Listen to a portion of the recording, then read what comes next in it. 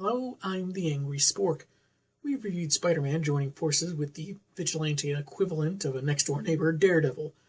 Now the web spinner is encountering a fellow fan of the red and blue color scheme, but from beyond the stars, as I'm taking issue with Superman and Spider-Man, scripted by Jim Shooter, with some suggestions from Marv Wolfman, featuring art by John Buscema, Glynis Wein, John Sinnott, and a small baseball team of background inkers. You'll see what I mean in a moment when we find out if this comic makes us want to turn the page or turn our heads.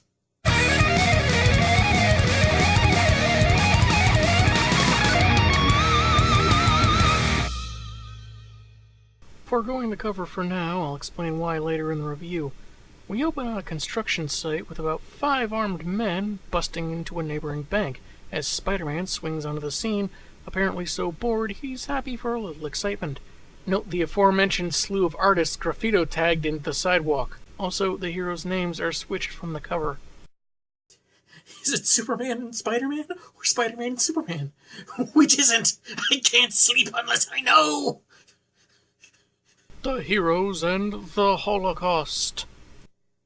Kinda seems like an odd choice for a title, since this has nothing to do with World War II atrocities.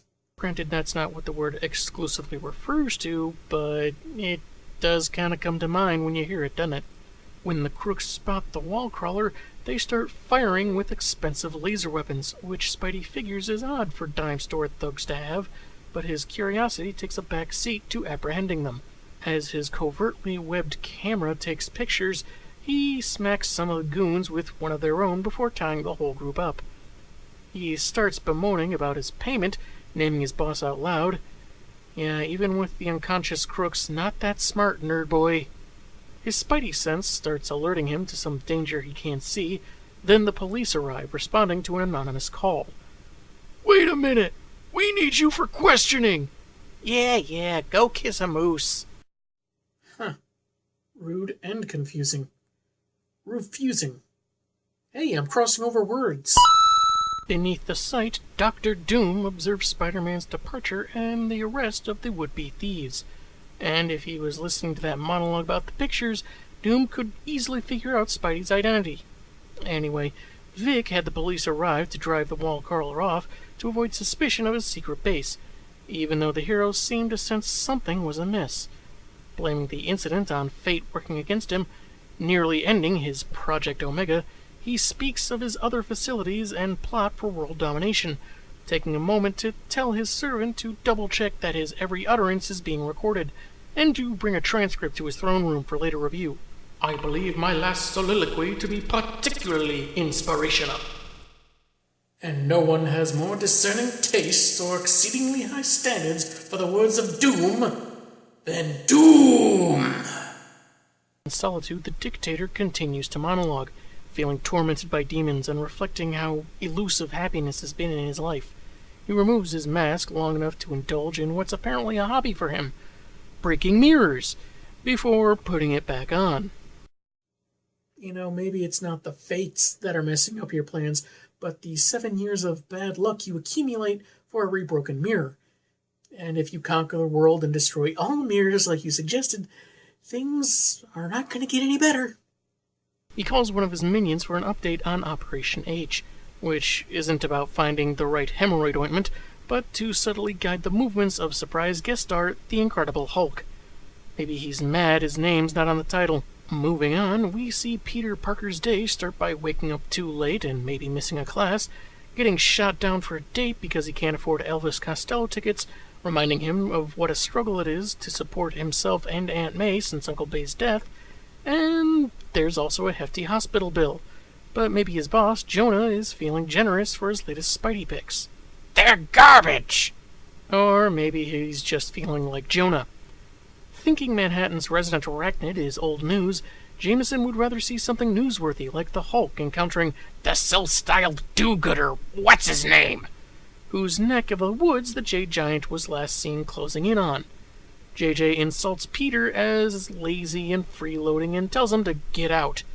Robbie Robertson totally feels Flat Top was too harsh, but apparently not enough to try stopping him mid-rant.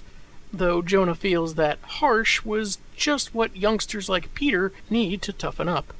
Firstly, as harsh as Jonah was, I'd still prefer him to a certain real-life boss I had for a time. Secondly, you might have noticed how casual the presence of Superman is mentioned here. No talk of crossing dimensions or alternate realities, it's just accepted that Spidey and Supes are in the same universe, and for the purposes of the story, they may as well always have been. Some crossovers went that route, with characters from different properties interacting as if they'd always shared the same universe. Maybe because it was easier than always relying on some dimensional rift for every story like this, and they were counting on the readers not caring that much how closely this tied in to either hero's continuity. Just a guess on my part. Clark Kent and Lois Lane are in a newscopter on the lookout for the Hulk, who is spotted in nearby Glendale. Even for all the Man of Steel's vision powers, the Green Brute is nowhere to be found, only his path of destruction, leading Clark to guess he may have been guided, because one of Superman's pre-crisis powers is to leap to an approximate conclusion in a single bound. Upon returning to Galaxy Communications, Jimmy Olsen tells them that owner Morgan Edge wants to see them both, and Clark, feigning air sickness, won't keep them from the meeting, one that includes Lana Lang, Perry White, and jock-turned-sportscaster / Clark's personal bully, Steve Lombard. Bit of a clarification I had to look up. In the 1970s, Galaxy Communications bought the Daily Planet, which is why Morgan Edge is in charge, Clark is a TV news anchor, and his old girlfriend, Lana Lang, is co-anchor. A lot of that, however, was purged after Crisis on Infinite Earths. Morgan Edge arrives, kicking Lombard out for his backfired prank, and demands every reporter head out to get a scoop on the Hulk, except for Kent, who will be needed as anchor. That doesn't sit well with Clark, especially when his super sight spots the green behemoth in Midtown, likely hidden earlier by traveling underground beneath the lead pipes. A little super ventriloquism and precise foot stomping, and the building is evacuated, giving a mild-mannered reporter ample opportunity to slink off and go up, up, and away.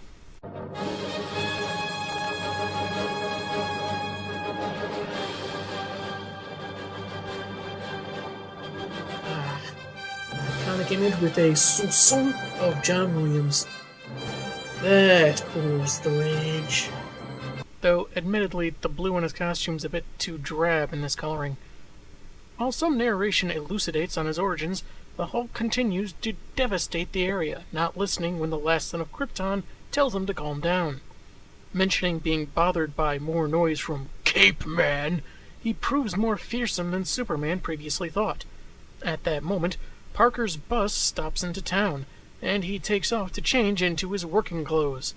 Just when Supes thinks he's taken the fight out of his opponent, an emerald punch sends him flying miles away, leaving Hulk to continue smashing to stop an incessant noise it seems only he can hear, causing a shockwave throughout the city. Just when Spider-Man arrives to try and take care of the matter, the big blue Boy Scout returns, now bracing for each of Hulk's massive attacks. Even as his rage increases, thus amplifying his strength, the Man of Steel doesn't budge. However, his ears finally pick up on an ultrasonic shriek hidden from the average human ears, and pinpoints the source to catch it, destroying a micro-miniature drone. Micro-miniature? That sounds repetitively redundant. No longer enraged and fatigue setting in, Hulk reverts to Bruce Banner, whom Supes specifies to an arriving officer was being controlled according to evidence that he promptly just destroyed and is probably too small to really identify now. But this is the icon of truth and justice, and everyone just seems to go with it. Returning to his civilian identity, Peter Parker is amazed how everyone is basking in Superman's presence, as Banner is taken to Star Labs to perhaps get a cure. Soup flies off towards GalaxyCom so Clark Kent can make an appearance, intending to clean up the rubble later. But from said rubble emerges the Parasite. As planned by Dr. Doom in correspondence using a thought wave communicator, nothing like off-panel convenience, the Hulk's rampage caused fissures in the Earth's crust that broke open an underground prison the Purple People Eater was staying in until a more permanent cell was being prepared. Doom's calculations were so precise, Parasite escaped unharmed, and with a caretaker robot destroyed. However, he's awfully famished, possibly too weak to get by, barely able to crawl until his body manages to siphon off some energy from the nearby Parker. Rather than get more, he decides to take what he's got and meet with Doom, while the suddenly woozy webhead falls and is caught by another conveniently arriving photographer, Jimmy Olsen. Apparently recognizing his New York counterpart, he treats him to a coffee and a sympathetic ear, before taking him on a tour of GalaxyCom. My, but Olsen's the accommodating sort. But maybe it's just more of the effect Superman has on Metropolis. If this were happening in Gotham, a photographer from the Gazette probably would have kneed Parker in the groin. So the New York native finds Lombard can be a jerk to more than just Clark Kent. He again meets Lois Lane, mentioning the previous crossover, Superman vs. the Amazing Spider-Man from 1976, and quickly crushing on Lana Lang. Also note how Lois says that Superman is all hers, possibly indicative of their pre-crisis relationship, but I'm not sure. However, Lana meows at her, meaning they're probably still rivals for his affections. But it never gets elaborated upon in this comic. Anyway, Perry White sees potential in Parker's photos, technically flawed though they are, and offers $500 for them. Pete agrees, but despite being more than what he'd get at the Bugle, he still feels guilty. As he and Jimmy leave, Perry notes how very similar the newcomer is to Clark Kent. I bet he has frequent and outrageous excuses for being late and also disappears when a superhero is around. Wait a minute. Clark Kent is Spider-Man! While Jimmy tries coercing Peter into straight-up moving to Metropolis, Clark is busy ticking off Morgan Edge by taking a leave of absence, which he contractually is allowed to have even without notice. Gotta wonder how he finagled that stipulation.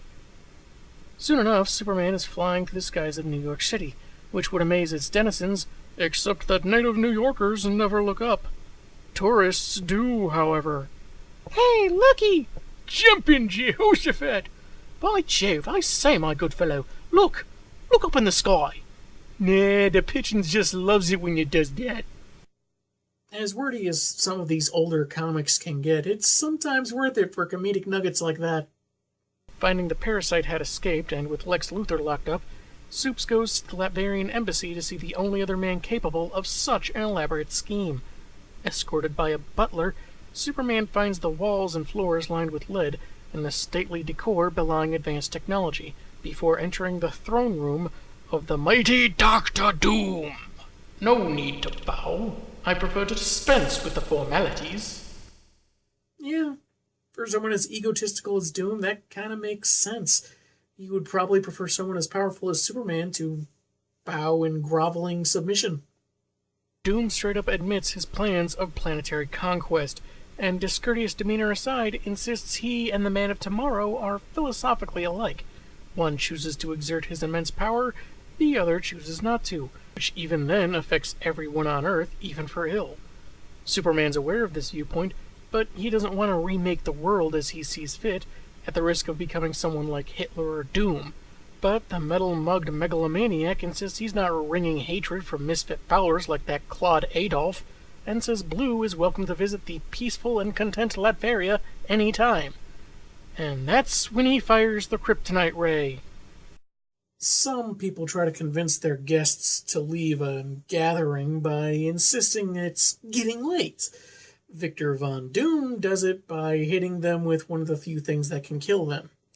Doom explains kryptonite in case someone reading this doesn't know what that is, I suppose, and thinks that it might have once been part of farming equipment before Krypton's fateful kaboom. I'm betting that's like a writer's in-joke since Supes grew up on the farm. I can't think of any other explanation why the villain would jump to that conclusion. But with just enough strength left, Superman wraps himself in the blanket of the lead floor, spins around until the air friction makes it more form-fitting, then takes the deathly stone out of the wall and hurls it into the sun. The only thing keeping Supes at bay now is his oath to uphold all the laws of man, and this technically being Latvian soil, Von Doom is the law. He orders the Kryptonian out, which he does, though warning that whatever plans the monarch has to rule the world won't go unchallenged. After that departure, Parasite emerges from hiding, taking little comfort in having to wait to steal Superman's energy, though Doom insists time is their ally. The following morning, Clark Kent's arrival interrupts J. Jonah Jameson's raging about that traitor Peter Parker. Smallville's on sabbatical and figured he could do some freelance work for the Bugle, which JJ quickly agrees to. With it being fairly common knowledge that Superman is pals with him, Clark getting noticed in New York will hopefully draw attention from his friends in Metropolis, but he plays it to Robbie Robertson as needing a change of scenery. He detects something with his super hearing and excuses himself, leading to comparisons to Peter Parker. I bet he takes his coat off before locking himself in secluded rooms and has wild excuses for disappearing before exciting things happen. Wait a minute. Peter Parker's Superman! He saves a jumbo jet from crashing, but has to temporarily leave it on top of a building to save another plane in distress about 100 miles away. He muses about what Doom said, that merely having powers, used or not, somehow decides mankind's fate, and in the days he'll spend saving lives, he may become vulnerable to Doom or Parasite, but he's decided that he'll still help people and work in stopping the evildoers and his life as Clark where he can. And sure enough, that's what he does, even managing to cover when Jameson comes bellowing at his office door, arriving just in time to ease the newspaper man's temperament.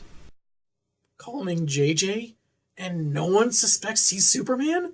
Suspension of disbelief revoked! JJ's secretary Gloria Grant, mostly called Glory, was pretty impressed with how Clark handled Jonah and tries asking him to lunch, but he vanishes from the office she just saw him enter, and she brushes it off by joking to herself that he could be an escape artist or Superman, and nothing more. My previous joke about suspension of disbelief aside, near misses like this, only getting trivial responses, really become pointless if characters like Glory here are only going to treat them like nothing. A man just disappeared from a room you just saw him enter with the window open and no trace of him. Either he can fly or only thought he could. And lock your doors, Clark! Well, perhaps he didn't have time because he had to stop a train from crashing into a school bus stalled on the tracks. Jonah finally decides to endorse the presence of the alien powerhouse in New York, reluctantly so, given the Bugle's longtime stance against costume vigilantes, but can't help miss the old days. Supes makes a trip to Latveria, taking Doom's offer literally, so as to snoop around, since days of investigating have only turned up selling weapons to small-time crooks. Hint, hint to the beginning of the issue. While some of Doom's men fire an undetectable particle beam from his castle, Kal-El doesn't find anything out of the ordinary, except for the questionable zoning of what looks like the future site of a high-rise in the center of the village. Upon return to New York, he enters a police station to inquire about the attempted bank robbery from the beginning of the comic. However, he found out about that. Maybe he read about it in the Daily Bugle. Instead of acquiring a writ to see the weapons, he x-rays the walls and draws some schematics for himself. Probably a legal gray area, but I'm no lawyer. He hands the sergeant a copy of his drawings before leaving, warning that the weapons could explode the next time they're handled if certain mechanisms aren't deactivated. So good luck with that, New York's finest. In Doom's underground lair, Parasite is restless for waiting on his host's plans, feeling they should nab Clark Kent to bait Superman into a trap. But Victor surmises that Kent is in fact the bait for them. But as for progress, Doom shows his cohort a room with 2 stasis tubes, one of which holds the Hulk, liberated by Doom's men in an attack on Star Labs as Banner, and induced into the mean green by Doom himself. Any idea how a major scientific facility was attacked and a high-profile individual was kidnapped with no one talking about it, and neither of the titular superheroes are made aware of it? Parasite still feels left in the dark, even threatening his benefactor, but Doom strikes him down, having protected himself from his associate's siphoning abilities, and reiterates his orders to wait. At the Daily Planet, Peter asks out Lana Lang, but she declines, which does not get easier when Lombard takes notice, offering some advice as a means of leaving a humiliating sign on Pete's back, to the amusement of himself and a female colleague. Peter finally notices the sign when he's changing in a familiar storage closet, and leaves a present for his abuser that leaves him more humiliated. I always thought you were a little stuck up. Oh, shut up, will you? You're just mad because her gag was funnier than yours. Spidey swings into his hotel room just as the phone rings. Maybe it's Mary Jane, or Deb Whitman, or even a wrong number that's gorgeous and female. If it was either of those two, do you think they'd be hopping on a bus to Metropolis for a coffee and matinee? Nope, it's his Aunt May, making sure he's dressing warmly and so on. After the call, he heads out to bust some crime, like a thug firing at police, but ends up accidentally spooking an officer off a ledge and getting fired at. First impressions count, people. Though it seems to me he could have swung in from a different angle, or at least helped the cop up. To top things off, a police chopper traps the goon in a web of its own, leaving the wall crawler no better off with a Metropolis PD than their contemporaries in New York. Spidey can't seem to pinpoint why he's been screwing up lately, and remembers the last time he did something right, stopping those bank robbers at the construction site eerily similar to the one he finds now in Metropolis, one that also alerts his spider sense. Figuring the ominous moment earlier in the book is at the core of his inner troubles, he investigates further, finding a steel plate that grants access to an underground base. Maybe this is where they're filming the next Star Wars movie. Or at least one of the spin-offs that enable Disney to continue milking the franchise beyond George Lucas's wildest expectations. Also, not sure why they mention Star Wars and Darth Vader by name, but then mention Luke Warmwater and C3D2. Either Spidey's cracking a joke, or there's some legal specificities they had to work around. Traipsing through the lair and some unconscious henchmen, Spidey finds he's not the only red and blue-clad hero on the scene. Wonder Woman is fighting off the Soldiers of Doom, who's watching from his Manhattan base, lamenting he should have lured her to Metropolis so his more direct supervision wouldn't shore her capture. It doesn't help that Parasite, being obnoxiously observant, figured luring her to New York was too risky what with Superman around. Wendy finally notices the wall crawler, leading to this curious inner monologue. At least she recognizes me. Figures she used to live in New York. It's strange that we never ran into each other. Oh well, it's a big town. Yeah, that feels very much like a quick explanation for any readers who might be so knowledgeable to know about Diana's tenure in the Big Apple, and be so particular and nitpicky as to wonder why they'd never met. Of course, Doom noticed the arachnid as well, but calls for him over the speaker to attack the Amazon as if he were an ally. Wendy heard Spidey was a bad seed, as she rips a large fixture to throw at him, deciding that now she'll rectify the mistake of not previously hunting him down like she'd considered. Spider-Man defends himself, verbally anyway, saying no one ever listens to his side of the story, but when Wonder Woman suggests letting her magic lasso get the truth, he declines. Granted, it's because he doesn't believe in magic lassos, but wait, what? He's fought alongside numerous superpowered beings, knows Doctor Strange, master of the mystic arts, and is familiar with Wonder Woman. Why would he not believe in a magic lasso? Instead, choosing to wreck a circuit box, Spider-Man turns on the dark, and when he doesn't take the advantage that give him in a fight, Wonder Woman sees his point. However, she notes he's scary with a creepy routine, so it's his own fault if people are suspicious. What manner of head trauma did you suffer in that fight? He's a guy in blue and red tights that cracks jokes while leaving muggers and supervillains tied in webs for police to lock up. Meanwhile, the DC heroes have included mystics, a demon, and the frickin' Batman. What is your definition of creepy, and why does it not match with that of Webster's dictionary? Unfortunately, the darkness also lets Doom's men get the drop on the one hero of the two without spider sense, and while the webhead fights some of them off, the laser weapons they wield eventually wear down Wonder Woman into unconsciousness. She's put into a tube train going directly from Metropolis to New York City, and while a squad goes looking for Spider-Man on the surface, he's actually stowed away on a transport Victor Von Doom had built in secrecy beyond detection. Kind of a stretch even for comic book villainy, but moving on. The goons arrive with their captive, and the parasite punches one of them dead for a chance to absorb the Amazon's power. Doom intervenes, and when hearing Rudy Jones explain the origins of his present state, the Latverian ruler is driven by a hint of compassion to elaborate on Project Omega. Around the world, at the cost of several billions of dollars, Doom has set up Omega bases on purchased land in major cities throughout the world, going undetected by Superman thanks to an invisibility screen of Doom's own invention. Stuff like this kind of makes Doom a very good Marvel villain to pit against a pre-crisis Superman.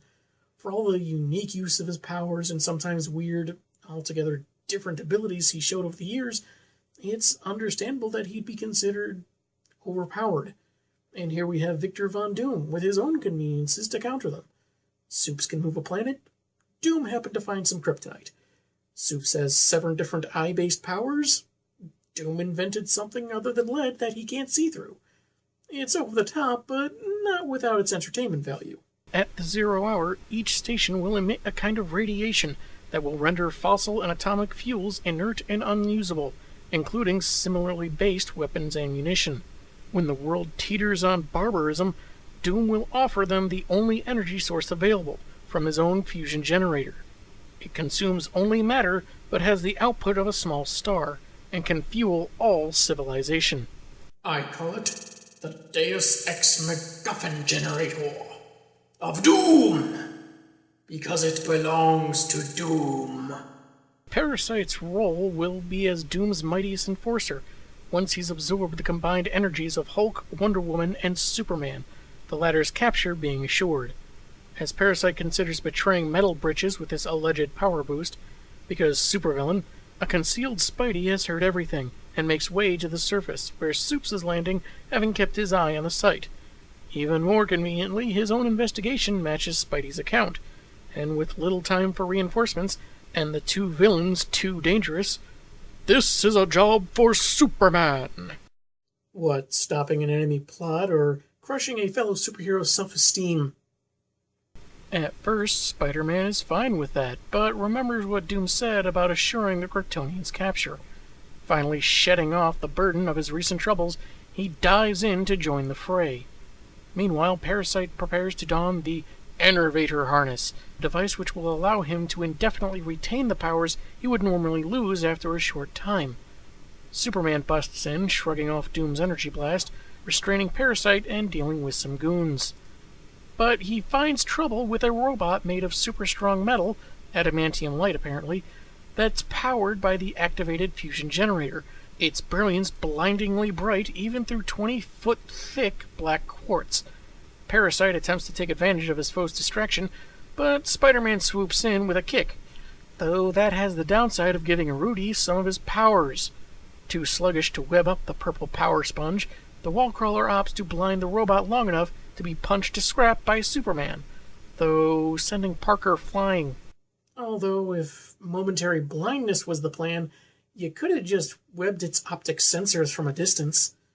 That at least would have spared you what's about to happen. Superman suddenly becomes covered in kryptonite, just as Parasite grabs Spidey to siphon more of his strength. We won!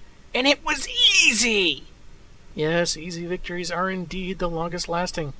Anyway, the particle beam Supes was hit with in Latveria covered him in minute grains of the green rock, micro-encased in lead. The beam Doom more recently shot him with released the kryptonite, but more slowly than he'd planned. More slowly, even though on the previous page he mentioned he was 2 seconds away from victory, which would imply he knew exactly when his wacky scheme would be realized. Well, Spidey awakens, wondering why Parasite didn't train him to a lifeless husk, and figures that Supes is being paralyzed by the green dust all over him as he lays on a slab. Guess Doom only had the resources for 2 stasis tubes. Again, with the peculiar ignorance of the DC characters, Parker knows about Superman, but not his most famous weakness? One of the things directly associated with him? Sure, I guess he can't know everything about every hero, but this is Superman! If other comic book characters in the story know that he and Clark Kent are pals, why wouldn't Parker know about this? Parasite is readied for the harness, which Doom explains to himself will sap the heroes to lifeless husks and turn his grape ally into a crystalline form that will fix the flaw in his generator, in that it's not entirely stable. But with the Parasite crystal in a little time, He plans to control all energy, and thus the universe. While Spider-Man wrenches his wrist to use his webbing as a lint brush to clean off what he now knows as kryptonite, his purloined powers are alerting Rudy Jones that the Harness and Doom are not on the up and up. When Victor threatens to pummel him into subservience, Parasite knocks him into a control panel, damaging it.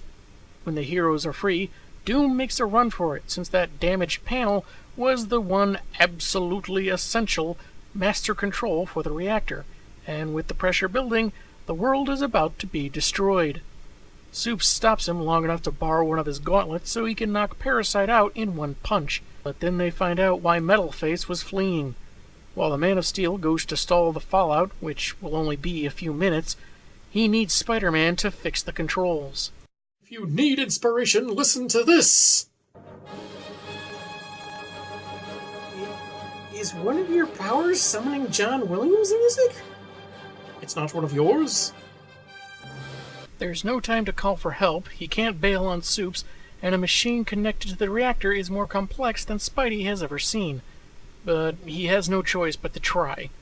Raising the stakes as we see Superman hold together some eggshell-colored 2x4s. It turns out the radiation from the generator is similar to that of a red sun, which is slowly weakening the Kryptonian. Spidey figures he's working with backup controls, but a short must have prevented them from kicking in, hence Doom hightailing it.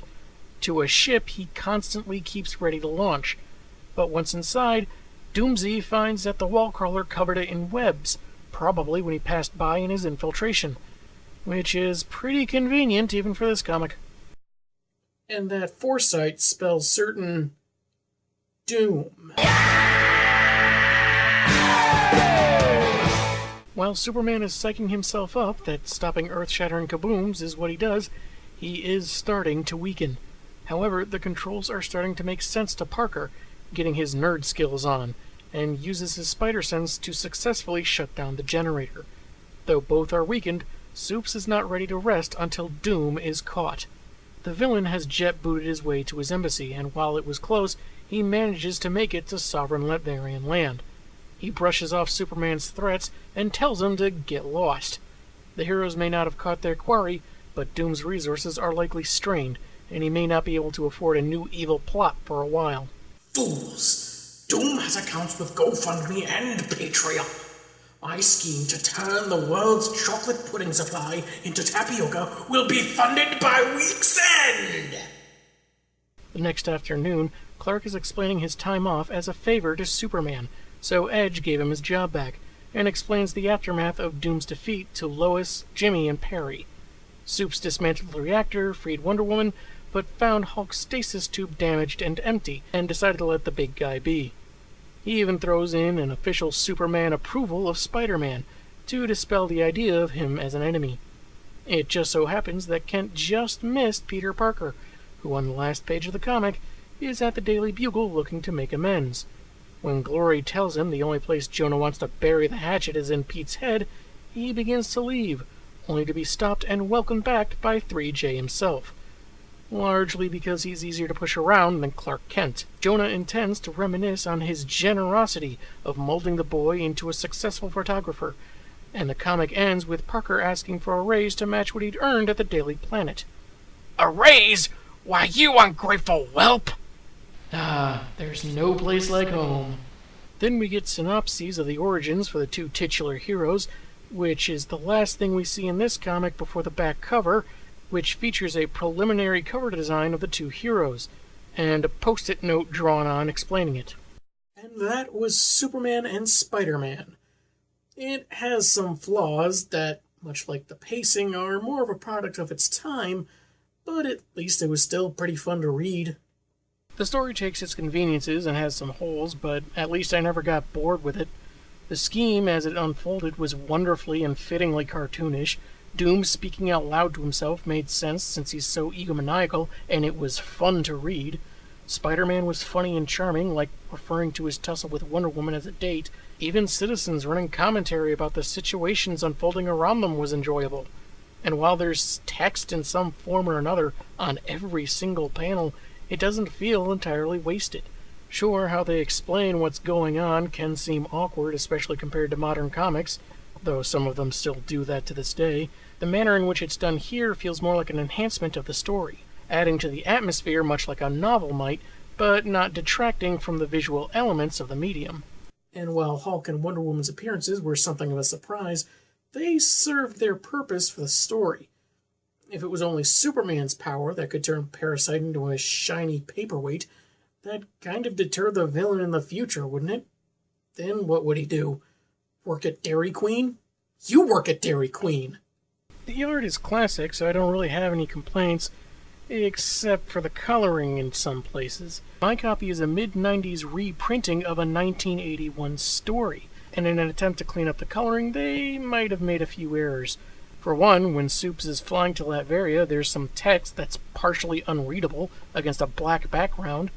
Earlier in the story, at a distant shot of Glory Grant suddenly turns her head and arms to a more Caucasian tone, though her legs remained unchanged, and more frequently was the blues of Superman's suit. It changed shades a lot in between panels. Most of the time it was a darker hue, other times it was brighter. Spider-Man's suit was much more consistent, however. I don't know, maybe the 90s colorists just liked Spider-Man better. Some might say the story is dated and it has some corny elements, and while they wouldn't exactly be wrong, I think it's still a solid read, which is more than I can say for some more recent comics. Now, about the cover. It features our heroes closing in on the villains while they, I guess, were trying to build a wall made of mechanical junk? I don't know. But the spoilerific nature isn't why I didn't show it at first. As I mentioned, this is a reprint, and if you look online, the original had more era-style coloring, though more consistency. But why reprint a comic about 14 years later? It might have had something to do with these ads for the massive crossover between DC Comics and Marvel, pitting their heroes against each other in an epic interdimensional struggle for survival. But who would want to talk about that event sometime later this theme year? I'm the Angry Spork, and man, have I got issues.